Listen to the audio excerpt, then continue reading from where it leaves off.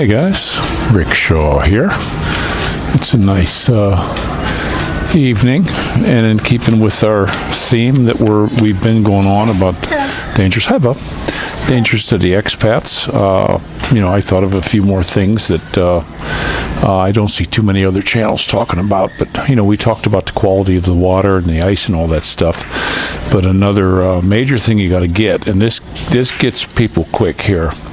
We're just starting into the hot season. We've had days in the 90s. Love you too, baby boy. And we had almost 100 here the other day. So it's getting enough water. Not only you got to find some pure water, but you got to take enough of it and get enough of it in your body. My kids, I watch them daily. Every time we go somewhere, we bring gallons with us in the car. We always did, and I monitor the kids' wee to make sure that they're that it's not getting dark. And you got to watch it because sometimes you just won't get thirsty. I find that happens to me sometimes. Here, the first day of the real hot season, I was drinking water, and I woke up in the morning and it was just super concentrate, and it's like that'll lead you to getting sick quick, fast, and in a hurry. So you don't want to dehydrate here. Another thing, I was never a firm believer in eating salt. It's going to cause you all this health problems. You need to get enough salt in your hair.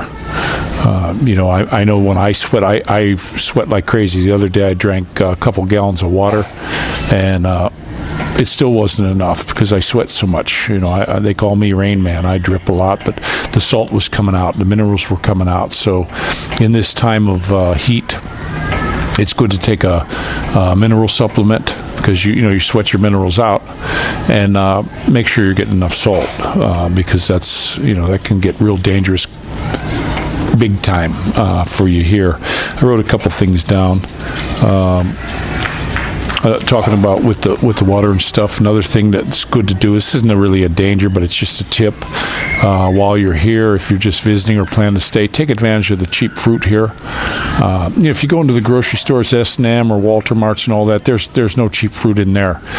We go to the little local markets, and we don't shop at the same one for everything. We have you can go and buy a suha for 180 pesos in the market. But we have a little old lady that's on a back road. She's got a big piece of ground. She inherited it, and it's going to go to her granddaughter. And there's just suha trees like crazy. And when she starts selling them, we get them for 30, 35 pesos each for big ones. And they're pink. So, somebody years ago planted all them trees, and they're taking care of them, so we get them cheap. Durian in this area is not cheap, but we shop around. We go around to the different markets for bananas and grapes. There's a place down in the San Jose market we go just for grapes because they're inexpensive. Same with the mangoes. So look around for that.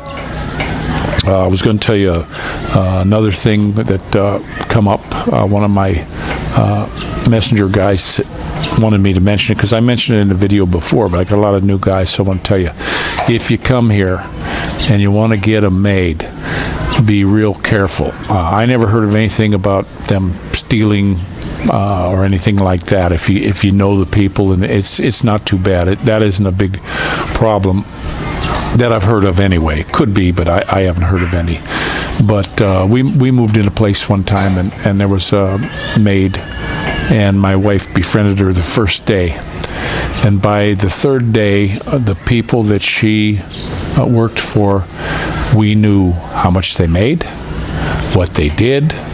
We knew how much they paid in gas. We found out what their electric. I mean, this chick this chismis stuff that they do here. They're going to tell all your business. And my wife was basically a stranger to her. So you want to be real careful about hiring a live-in maid. It's inexpensive to do here. I have one friend. He's got a woman who she doesn't live there. She goes in the daytime, and it's 3,500 a month pesos. That's like $70 a month, and you get them to wash your clothes, and she cooks the food. And they always give her a little food to take home, so like that. But that's one of the things to watch out for, guys, because I've seen it too many times. Thing is, I've seen it every time.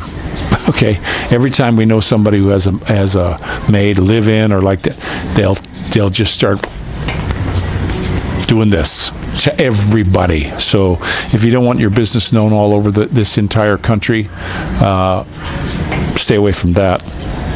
So let's see what else I got. I don't have too much else today.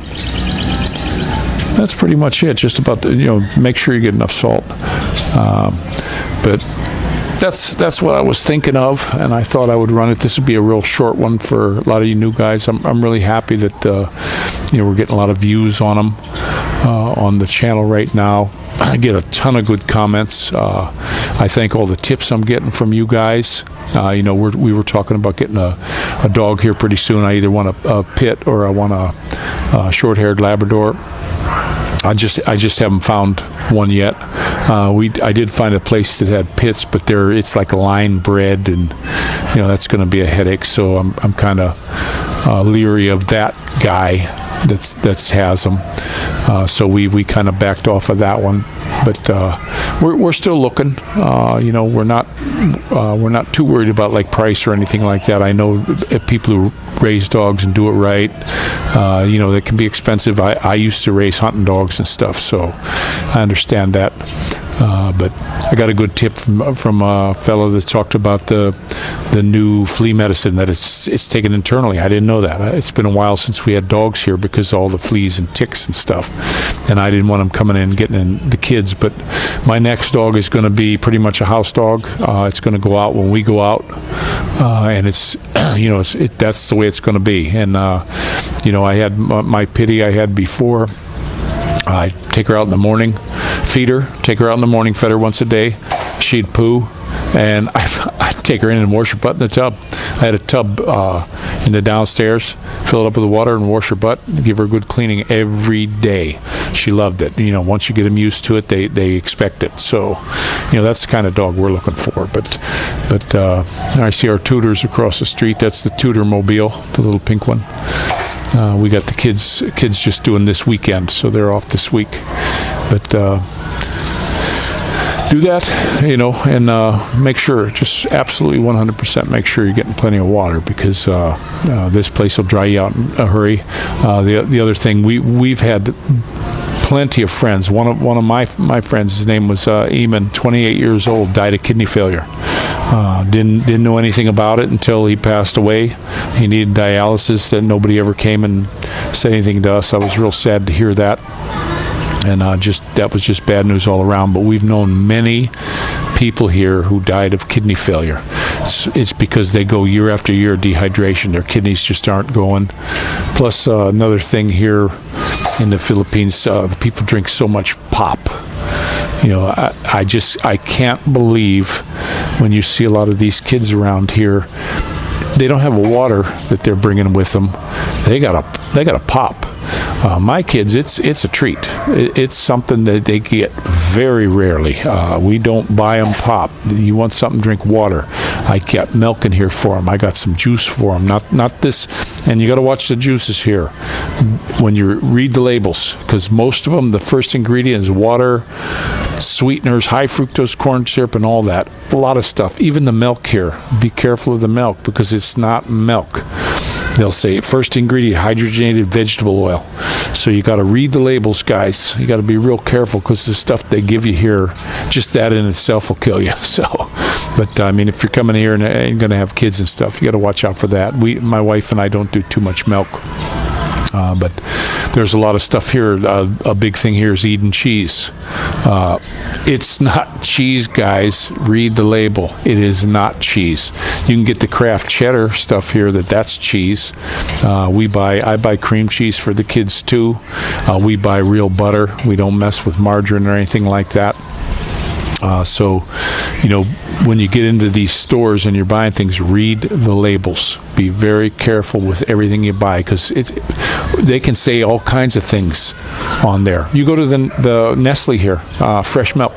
Guess what? It's not fresh milk. It's hydrogenated vegetable oil. So these are just a few more tips I had. And I'm going to let you go. It's just a few things I thought of, and make some comments and stuff like that. Anything else you guys want to hear? And don't forget to pray for each other. Just remember, we're not promised another breath. So this is Rick Shaw, out.